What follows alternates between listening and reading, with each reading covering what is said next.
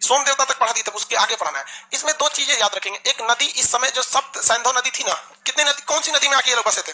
सप्त सैंधव प्रदेश। सप्त सैंधव प्रदेश, सप्त सैंधव प्रदेश में जो बसे थे, उस समय की नदी का नाम और अभी के नदी के नाम में कुछ चेंजिंग है। जैसे इंद्रप्रस्थ किसका नाम है भाऊ?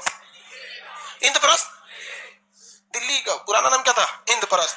हाँ, इंद्रप्रस्थ था। पाटलिपुत्र पटना का नाम। तो वैसी नदियों के नाम थे। तो कुछ कुछ क्वेश्चन पूछ देता था नदियों से रिलेटेड। अब नदी में कुछ फेमस नदी है जिससे आपके क्वेश्चन पूछेगा, जैसे झेलम नदी। कौन सी नदी? झेलम नदी। एक है ब्यास।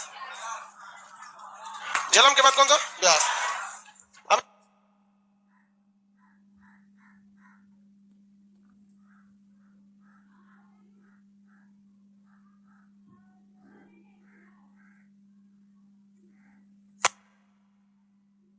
देखिए, झेलम नदी, ब्यास नदी, चिनाब,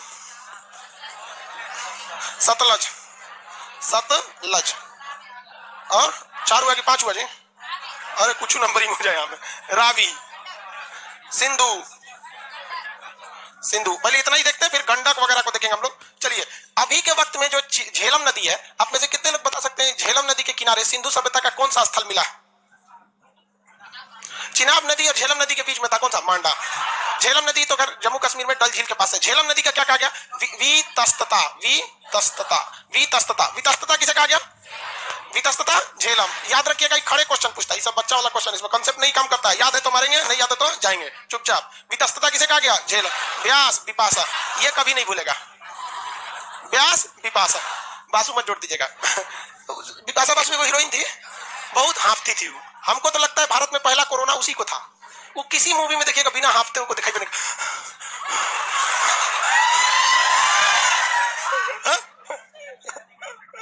अजी उसका एक भूतहा मूवी था, राज चुड़ैल बनल थी उसमें।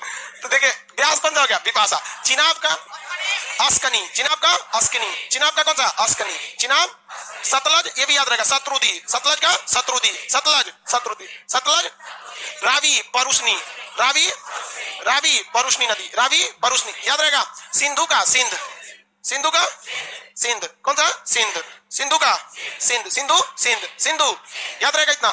झेलम का झेलम, झेलम। अब ब्यास, ब्यास, चिनाब, चिनाब, सतलज, सतलज, रावी, परुष्णी, रावी, सिंध, गंडक, सदा नीरा। गंडक, गंडक दी देखे आप कहाँ है? हाँ, अरे नेपाल के पास से निकलती है, रक्सौल वाला एरिया पार करते हुए छपरा के इधर पटना के पास सोनपुर जो जगह है, वहीं पे आके किससे मिल जाती है? गंगा से मिल जाती है। वहां एक बहुत बड़ा मेला लगता है, सोनपुर का मेला। लेकिन क्वेश्चन पूछा था एग्जाम में कि सोनपुर में स्थित पशु मेला किस भगवान, किस घाट पर लगता है? एक भगवान है, हरिहर घाट, हरिहर नाथ है। चलिए यहाँ देखिए, कौन सी नदी बता रहे थे? गंडक का क्या कहा गया? सदा नीर।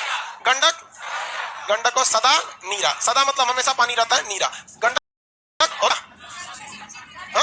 सरस्वती घग्गर, सरस्वती घग्गर, सरस्वती घग्गर, घग्गर, सरस्वती को घग्गर, सरस्वती घग्गर, सरस्वती।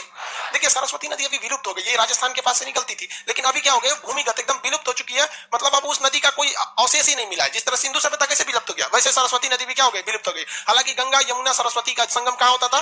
प्रयाग में होता था। लेकिन अभी सरस्वती वहां पे क्या हो चुकी है? भूमिगत गायब हो चुकी है, मिली नहीं है। अभी आर्कियोलॉजिकल सर्वे ऑफ इंडिया और भूलॉजिकल जो जियोलॉजिकल सर्वे है वो इसकी खोज में लगा हुआ है। आप जाएंगे इलाहाबाद में भी तो वहां आपको केवल गंगा और यमुना मिलेगा। हालांकि आप पानी देख के बता सकते हैं गंगा का है कि यमुना का है वहां पे। और वहां पे अब तो गंगा नदी में बहुत प्रदूषण हो गया ना, वरना पहले कभी भी कहीं से भी गंगा नदी में पानी भर लीजिए, कीड़े नहीं पड़ते थे। बैक्टीरियोफेज नामक उसमें जीवाणु पाया जाता था जो कीड़े मकोड़ों को मार के खत्म कर देता था। लेकिन हम मानव लोग से बड़का कोनो कीड़ा है, इतना ना गंदगी मचा दी है जिसका कोई हद नहीं। तो अब गंगा नदी में जाइएगा तो वहां लोग बताते हैं कि यहाँ से पानी मत भर लीजिए, वहां से भरिए, वहां शुद्ध है। मतलब किनारा से भरेंगे कुछ ज्यादा चौपट कर देता है सब। तो नदी याद रहेगा आप लोगों को, किसी को कोई दिक्कत नहीं है। झेलम का झेलम, सदा नीरा, सदा नीरा,